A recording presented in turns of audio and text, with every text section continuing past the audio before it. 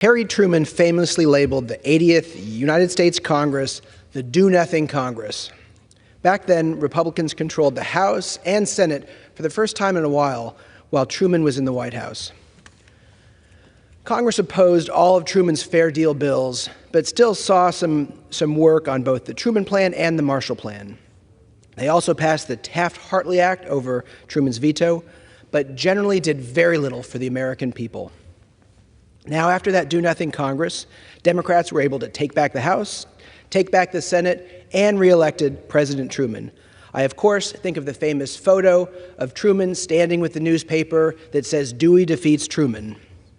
And it turns out the American people like having a Congress working to solve problems. This is a job about results, and that Congress did very little. And that's a big reason why voters chose to send the Republican majority in the House and Senate packing back then. But now we're in the 118th Congress, and we are on track to be one of the least productive Congresses in our nation's history.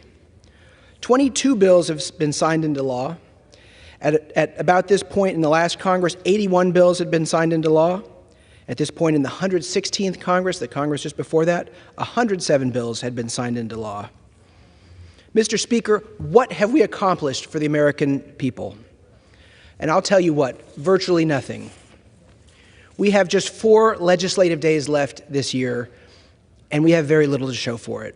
We've passed 2 CRs, we've raised the debt ceiling, but that's really about it. To this date, we've been defined by the chaos and confusion in the Republican conference and the 19 votes for Speaker of the House so far this year. We are truly the do-nothing Congress. We haven't passed funding for Israel or Ukraine. We haven't passed a farm bill or reauthorized the FAA. Border security and immigration reform are top-of-mind issues that need to be resolved. Yet we'll be facing another government shutdown when we come back in January. Mr. Speaker, the clock is ticking, and the American people are counting on us to do what we were sent here to do, to vote.